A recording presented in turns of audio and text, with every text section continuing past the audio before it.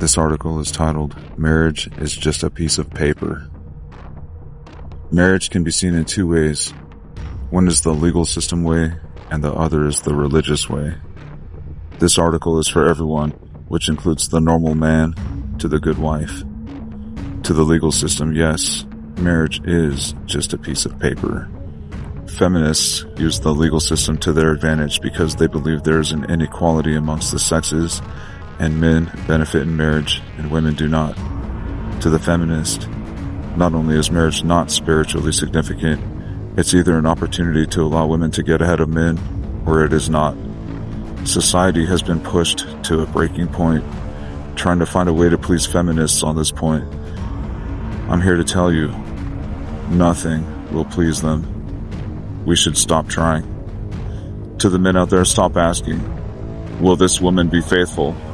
Or, is she good enough in bed to have sex with for the rest of my life?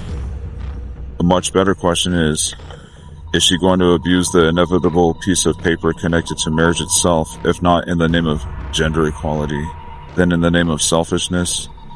This may sound very unromantic, but it is a new reality men have to deal with.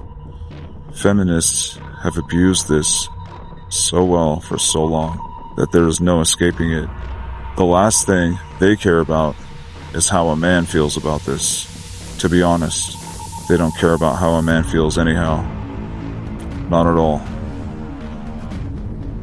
If you get married and you are a male, then you pay whatever the case situation is. Let's dig deeper into this point. In marriage, if she stays, you pay. If your wife stays in the marriage, then you pay for her and the children, but then you need to fulfill the role of a provider, protector, etc. If she goes, you still pay. If you married her and she goes, then you need to pay for alimony, divorce, settlements, and child support. She may file fake domestic violence or RAPE cases, etc. And as the law system is gynocentric, a man is a criminal until proven innocent, and a woman is a victim until proven guilty. So you may end up in jail. If you don't pay the child support or alimony, divorce settlements, then also you may end up there. You will be termed a deadbeat.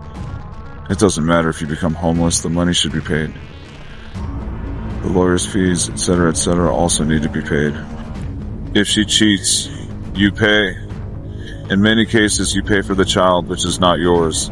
If she cheats and you initiate the divorce, then also you will have to pay, even if you have the proof that she cheated. If you go, you still pay. If you get a domestic abuser or a narcissist or a gaslighter as a wife and you want to leave the marriage, then you will pay. To the religious, no, marriage is not just a piece of paper. To the religious, marriage is spiritually significant. Thus, to end a marriage is also spiritually significant. If not a sin, then it is at least something to strongly think about, more so than just the money. In fact, we see all sorts of advice on how to be responsible regarding marriage and religion all over the world. When we look at the Christian Bible, we see Philippians 2:3. Do nothing out of selfish ambition or vain conceit. Rather, in humility, value others above yourselves. And Ephesians 5:21 describes an element of marriage too as submitting to one another out of reverence for Christ. It seems to refer to married couples putting each other before oneself. Marriage itself is significant enough to insist that one do that from time to time, not just a piece of paper. Judaism takes marriage quite seriously, and full credit to them. They require women, and in some cases men, to attend classes on the Jewish laws of family purity by authorized private instructors. Let's face it, learning about being married can't hurt before one decides to get married. Either way, it is something intellectual to do to them, not just a piece of paper. The modern religion of Scientology has a marriage course. Although I could find nothing that says marriage couples are required to do it, they have the usual idea of monogamy in their book, The Way to Happiness, with sex is a big step on the way to happiness and joy. There is nothing wrong with it if it is followed with faithfulness and decency. A relationship is seen as a big step in the way of happiness, not just a piece of paper. In Islam, sex and marriage is taken with a lot of economic advice. Quran 24:32. And you ought to marry the single from among you, as well as such of your male and female slaves as are fit for marriage, if they whom you intend to marry are poor. Let this not deter you. God will grant them sufficiency out of His bounty, for God is infinite in His mercy, all-knowing. And 24:33. And as for those who are unable to marry, let them live in continence until God grants them sufficiency out of His bounty. Essentially saying, get some money together, get your life together, then get married. Such preparation ultimately means it is not just a piece of paper. In Buddhism, marriage involves a blessing from monks and wishing the couple well and advice on avoid the troubles it gives, such as avoiding being unfaithful and so on, with things like not to be contented with one's own life and to be seen with harlots and the wives of others. This is a cause of one's downfall, and lists 7 types of wives. The first 3 types, the killer, the robber, and the tyrant wife, lead a life of unhappiness. Either way, Buddhism says that it is a big step in life that can give someone a lot of trouble, not just a piece of paper. Even in divorce, religion has a lot to say. In Christianity, Pope St. John Paul II, Vatican, August 11, 1982, states, the mutual relations of husband and wife should flow from their common relationship with Christ. Love excludes every kind of subjection whereby the wife might become a servant or a slave of the husband, an object of unilateral domination. Basically saying, if love is slavery, it isn't love anymore, and thus divorce is an option. Few people would disagree. Judaism is incredibly complicated in its paperwork regarding divorce, but I cannot help but compliment it. A get is the Hebrew word for divorce document. It is considered that a Jewish marriage is entered into by the issuance of a legal contract between husband and wife. Thus, it can be terminated only by the issuance of a legal writ nullifying the original contract. Considering the lives of 2 people are at stake, one cannot help but think giving it a bit of time to think it over as paperwork goes through is a good idea. In Islam, there is a waiting period before a divorce is final. Again, we see religion insisting that a couple take some time to think about it. The Quran 2:31. When you divorce a woman and they have almost reached the end of their waiting period, either retain them honorably or let them go honorably. But do not retain them only to harm them or to take advantage of them. Whoever does that surely wrongs his own soul. And pretty much the nail on the head that marriage isn't just a piece of paper in Islam. Do not take Allah's revelations lightly. In Hinduism, a representation of the equality of men and women is Shiva and Shakti, 7 Shiva secrets. In this book, it is demonstrated through numerous stories and instances that God and nature have always regarded men and women as being on an equal footing. A clear illustration of this is the Ardhanarishvara form of Shiva and Shakti.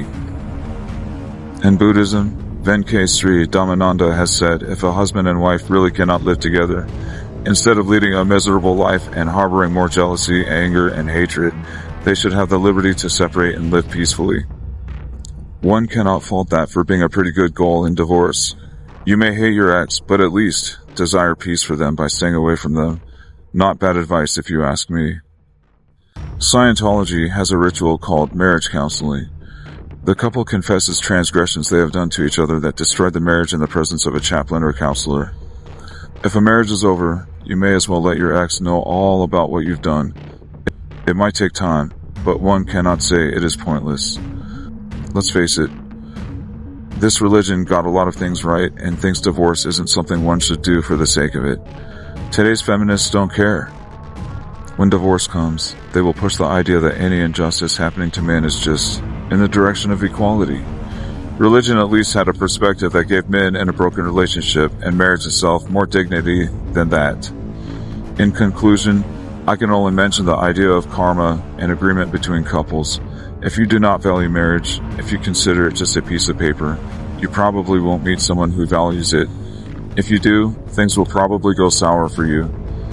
If you are a good marriage-minded man, never forget that you need a woman who doesn't consider marriage just a piece of paper. A good marriage-minded woman seems to be a needle in the grass or a diamond in a coal mine. She is very rare in society, and feminists are not helping. I can only say, consider help from the God you believe in. The Bible says, house and wealth are inherited from fathers, but a prudent wife is from the Lord. Proverbs 19:14. For what it's worth, whether you are religious or not, peace, and may God bless you.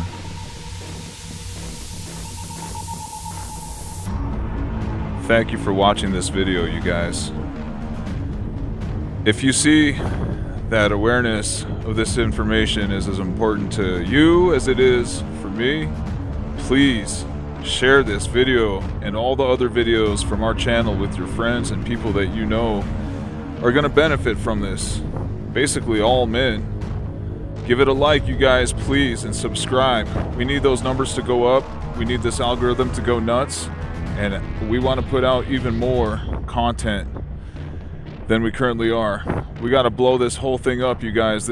We got to take advantage of the window that we're still in to turn things around, because man, we've been going in a bad direction since the 60s, since feminism started taking off. And there's a lot of other stuff going on right now with corruption in government agencies and all the gynocentric agencies. Even hospitals are gynocentric. It's all over the place. Gynocentric Western society, and we got to turn this ship around, guys. Men need to take charge and take the lead. So yeah, help us out. Spread the news. Like, subscribe, and share. My name is Sam Bailey. I'm out. Thank you.